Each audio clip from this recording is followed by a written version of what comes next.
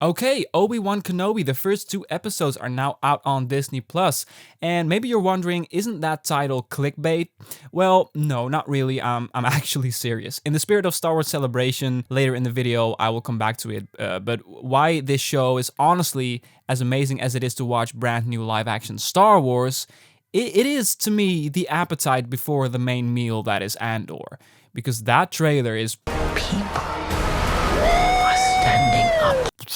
I'm gonna say one of the best trailers I've maybe ever seen. And it's recency bias, I know. Because Obi-Wan Kenobi, the show that I was always not as excited for as everyone else seemed to be, but still is a Star Wars show that deals with legacy characters, which makes it kind of special, but fragile. There's not much wiggle room. I mean, it's a completely sandwiched point in the timeline, between Revenge of the Sith and A New Hope, of course. Obi-Wan has mostly grown old on Tatooine in that time, as far as we know, and just kinda was hanging out there.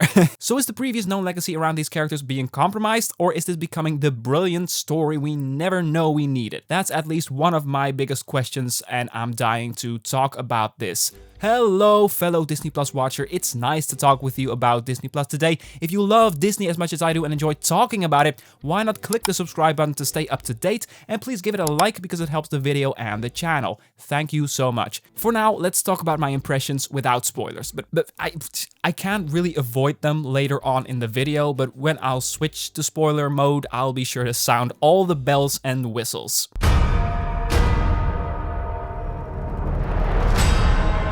Yes, Andor, thank you, way ahead of you. First off, this show is up to a good start, but if you haven't seen it yet, I want to prepare you for one thing. Everything about the first episode feels like a saga movie. Even from the recap before the episode starts, where we are reintroduced to what happened in the prequels, and everything from the second episode feels like a pretty good, above average Clone Wars episode. Compared to the first episode, maybe slightly underwhelming, but it does move the plot along quite efficiently, and there's some really good character work between Obi-Wan and a, let's say, surprise character. What I'm really surprised by is how much, yes, how much this show is similar to The Mandalorian and The Bad Batch. If you've seen it, you instantly know what I mean. The show uses tropes that are now very connected to Star Wars since a few years and makes it feel like it's in that world, sure, but it's the most similar to The Bad Batch, I would say, and that makes, besides Star Wars Visions, which isn't canon, surprisingly, the Book of Boba Fett the most bold and original Star Wars show so far. Yes, I would have given that to The Mandalorian when that came out, but now if we look back, it's Boba Fett. I'm sure we'll revisit this topic multiple times within the coming weeks, but it's surprisingly, Obi-Wan, the story of Obi-Wan here is not original at all for Star Wars. Like, it's using a very similar template we know. The new John Williams theme, I can't talk about anything Star Wars without talking about the music, so the theme is quite good. It's not as awesome as his Han Solo theme,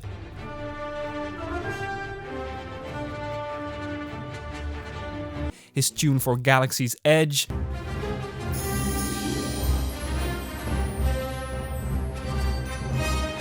unfortunately, it's not as iconic. I really got my hopes up after a piece of interview I read yesterday that made it sound like it was gonna be life-changing. Contemplative, soulful, quite lonely and slightly angsty, but there's a sort of hope, according to the composer Natalie Holt. Now, to me, that got my hopes up a bit too much.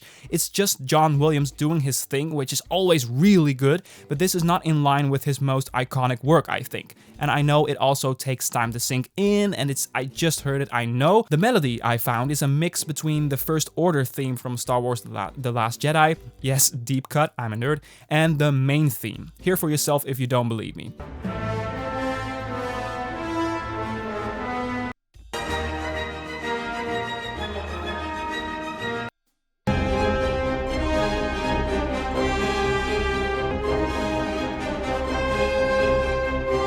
I love diving so deep into music, so excuse me if that's not the stuff you're interested in, but let's be brief about it, let's move on. I cannot shake off the feeling, and this ties back to my never-ending hype for Andor, especially after yesterday's trailer. I cannot get rid of the feeling that this show, Obi-Wan, is made because of some folks like Hayden Christensen and Ewan McGregor were open to return, and Lucasfilm seized that opportunity to go and make it, which I do not criticize. I mean, sometimes a show gets made because a group of enthusiasts enthusiastic people really want to do it and then come up with as good of a story as they can for what they want to do. But this show isn't the missing piece or anything like that. This is a very small-scaled story, which, yes, explores important characters and adds to it, but it's not either a missing piece of the big puzzle of Star Wars, nor something completely new. It feels kind of safe and one that is easily squeezed into Star Wars and is made very well, but I would rather have a completely new story, which opens up the world more, gives us loads of new characters.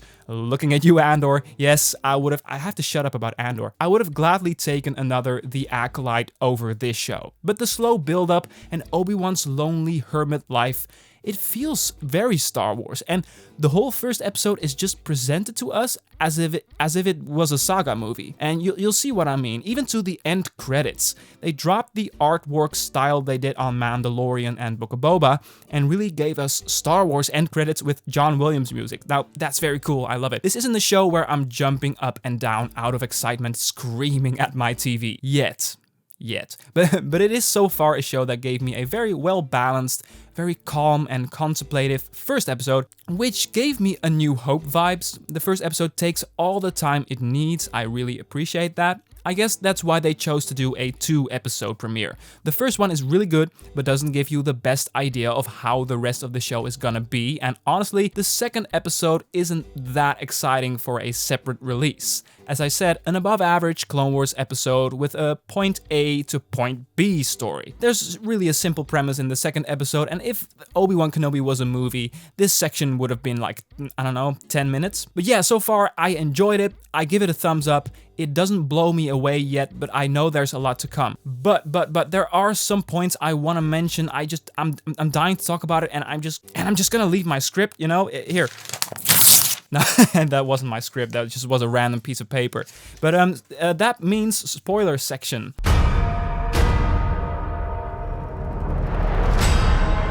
I want to start with this. There's one moment, and it was in episode 2, actually, that it floored me. It broke me. That's a good.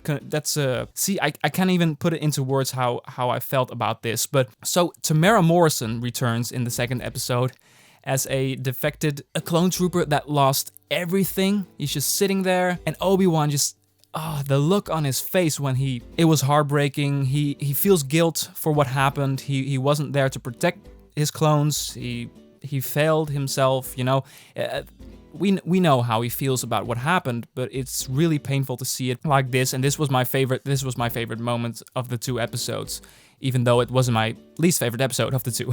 What I also thought was really great, and it adds to what I said about this really feeling like a Star Wars saga movie. They replaced the music for the Star Wars opening, where we see all the kind of the action figures pop up and the logo. They changed the music to something very John Williams-like. I guess maybe he composed this too. Maybe we'll find out if he releases that music. And it opened with a flute, and it was so Star Wars. And I think they should keep this music and not the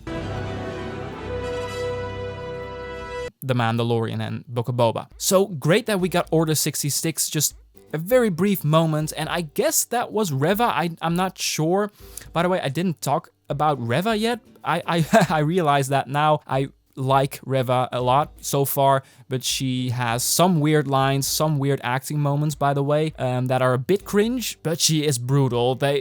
She's gonna be great, I think. But okay, there was some awkward acting going on in that opening scene, by the way. The kids, but they're kids.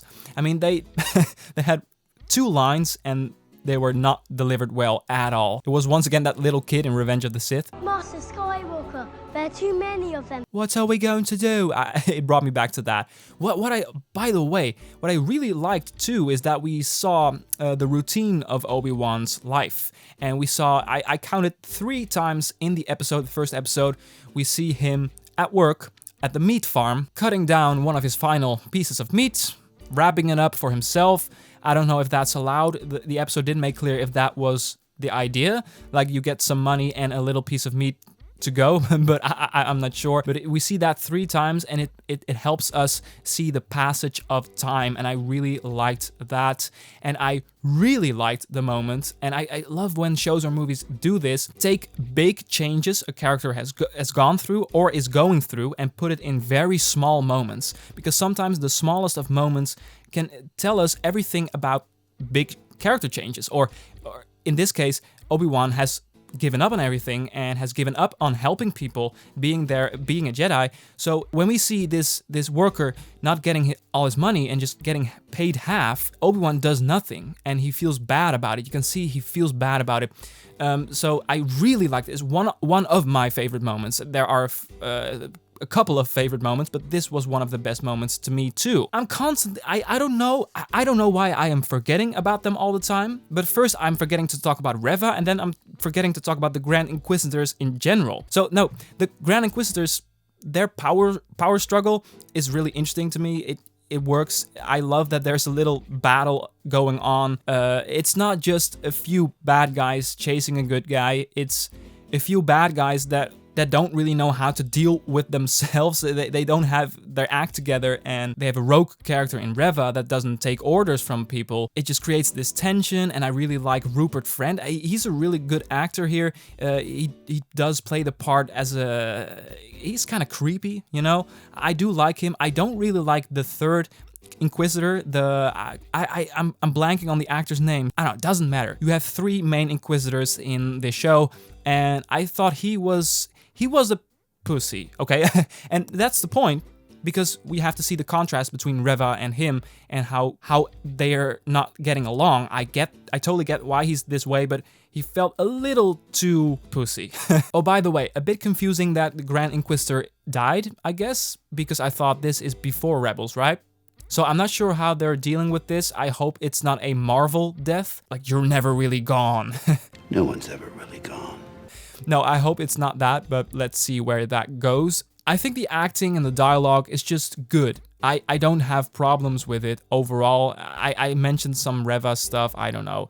But overall, pretty good. But there's a scene between Benny Safdie's Jedi character and Obi-Wan at night, and it feels like these actors were playing that scene for the very first time or something. It feels like an unrehearsed scene. It felt really awkward. But anyway, it was an important scene for Obi-Wan to see another Jedi there. Let's talk about Leia. I didn't read any rumors or leaks, but I heard people talking about the possibility of Leia being in this show, and I thought, well, yeah, maybe in a cameo or something. I had no idea she was gonna be the Grogu character. She was gonna be the Omega character of this show.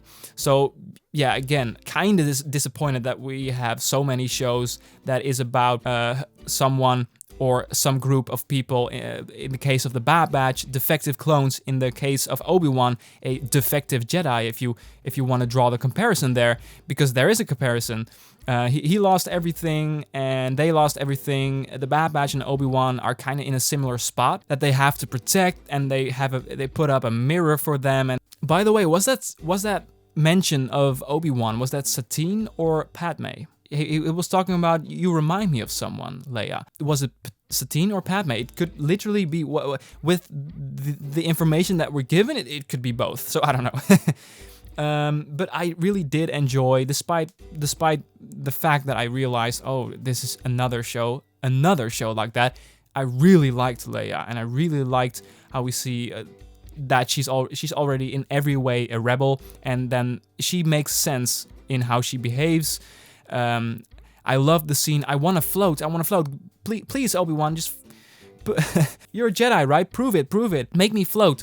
And I love that dynamic there, and also that distrust she has. It really suits Leia, and there's a bounty on Obi-Wan, and Leia finds that out, and that dynamic was very well written there. I don't like the idea of another Grogu, another Omega. We have enough of those stories. Give me Andor. I have mentioned Andor for 10 times now, and I'm gonna stop. Okay, that's a bit of a frustration. Still like the show. Again, I think we talked about most of the things I want to talk about, but now it's up to you. What did you think about these first 2 episodes? Let me know in the comments below, and add D+ on the top of your comment if you want me to give my thoughts on your thoughts in the coming Sunday video. I'm thinking about wrapping this up. Thank you so much for watching. If you're interested in a ranking of all Star Wars shows and movies, by the way, you'll find it right here or in the description. Did you like this video? Then there's the simple way to show support. Thank you so much. I'll be back next week with Obi-Wan Episode 3, of course, and Hollywood Stargirl. For now, have a wonderful day, and see ya.